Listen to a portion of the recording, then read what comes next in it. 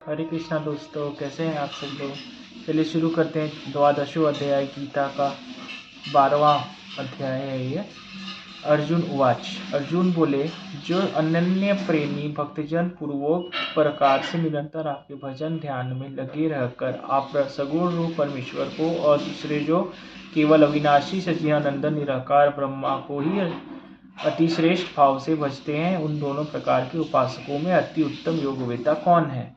यहाँ पे अर्जुन से कृष्ण भगवान से पूछ रहे हैं कि जो अनन्य प्रेमी भक्तजन हैं, जो आपका भजन ध्यान हमेशा करते रहते हैं, उसमें दोनों प्रकार के उपासकों में अति उत्तम योगवेता कौन है। मतलब फिर आगे श्री भगवान उवाच में श्री भगवान बोले, मुझ में मन को एकाग्र करके निरंतर मेरे भजन ध्यान में लगे हुए जो भक्तजन अतिशय श्रेष्ठ श्रद्धा से युक्त होकर मुझ सगुण रूप परमेश्वर को भजते हैं, वे मुझको योगियों में अति उत्तम योगी मान्य है।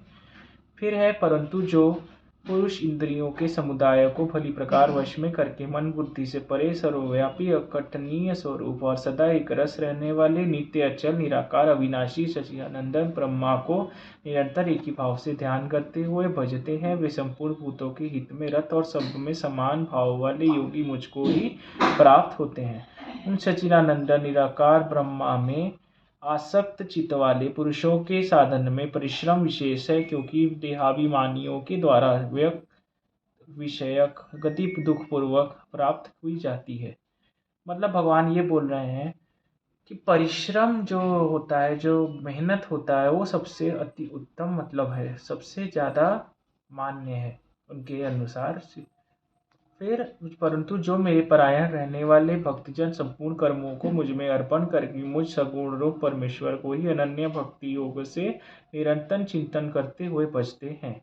हे अर्जुन, उन मुझ में चित्त लगाने वाले प्रेमी भक्तों का मैं शीघ्र ही मृत्यु रूप संसार समुद्र से उद्धार करने वाला होता हूँ। मतलब जो मुझ में चित्त लगाते हैं, जो मेरे अनन्य प्रेमी हैं, जो मुझे मानते हैं, उनको उनका उद्धार कर देते हैं, ऐसा बोल रहे हैं। मुझ में मन को लगा और मुझ में ही बुद्धि को लगा, इसको उपरांत तो मुझ में ही निवास करेगा, इसमें कुछ भी संशय नहीं है। मतलब मन बुद्धि सब चीज़ तू अब मुझे अर्पण कर दे, उसके बाद तू मुझे ही प्राप्त होगा। यदि तू मन को मुझ में अचल स्थापन करने के लिए समर्थ नहीं है, तो हे अर्जुन, अभ्यास रूप योग के द्वारा मुझको प्राप्त होने के लिए इच्छा कर।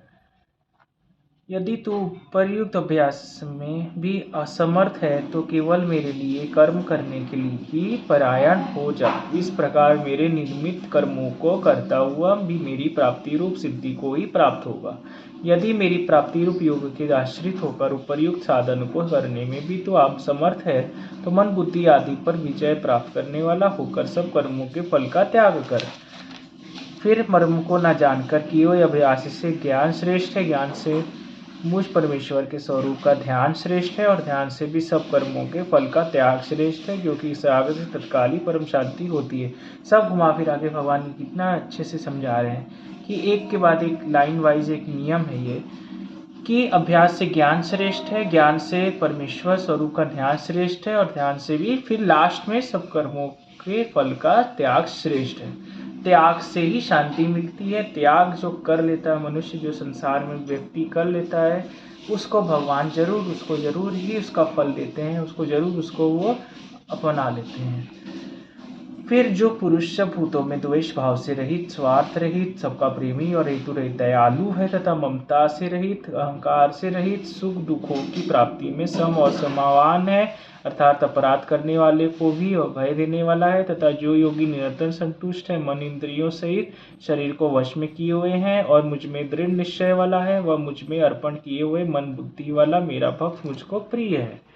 फिर जिससे कोई भी जीव उद्वेग को प्राप्त नहीं होता, और जो स्वयं भी किसी जीव से उद्वेग को प्राप्त नहीं होता, तथा जो हर्ष अमर्ष भय और उद्वेग आदि से रहित है, वह भक्त मुझको प्रिय है। मतलब फिर आगे फिर बोला गया है, जो पुरुष आकांक्षा से रहित, बाहर भीतर से शुद्ध, चतुर पक्षपात से रहित और दुखों से छूटा हुआ है, वह सब आरंभों का त्यागी मेरा भक्त मुझको प्रिय है। मतलब यहाँ पे भगवान ये बोल रहे हैं कि जो त्याग ही है, जो त्याग करता है, जो भक्त है मेरा, जो अनन्य प्रेमी है, वो मुझे प्रिय है। जो ना कभी हर्षित होता है, ना द्वेष करता है, ना शोक करता है, ना कामना करता है, तथा जो शुभ और अशुभ संपूर्ण कर्मों का त्यागी है, वो भक्तियुक्त पुरुष मुझको प्रिय है। एकदम ही सरल, एकदम सीधा, एकदम गुरु संत की जैसा। वही एक अच्छे मतलब एग्जाम्पल है जिनको कि हम मान सकते हैं, जैसा कि यहाँ पे बोला गया है। जो शत्रु मित्र में और मान अपमान में सम है, तथा सर्दी गर्मी और दुख सुख आदि द्वंद्वों में सम है और शक्ति से रहित है। मतलब जो एक समान भाव वाला रहता है, एक जैसा ही रहता है, बराबर में रहता है, मतलब उसकी ये सब चीज़ बराबरी में रहती है, उसको भगवान उसकी रक्षा करते हैं, उसको वो मतलब मानते हैं, उसको वो प्यार करते हैं।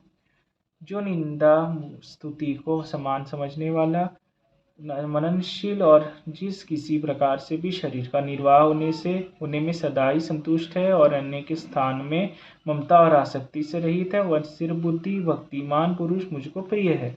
परंतु जो श्रद्धायुक्त पुरुष मेरे परायण होकर इस ऊपर कहे हुए धर्ममय अमृत को निष्काम प्रेम भाव से सेवन करते हैं, वे भक्त मुझको अतिशय प्रिय हैं। त्रयोदशो अध्याय है। त्रयोदशो अध्याय में आपको नेक्स्ट वीडियो में समझाऊंगा। एक एक अध्याय का ये अंत हो गया।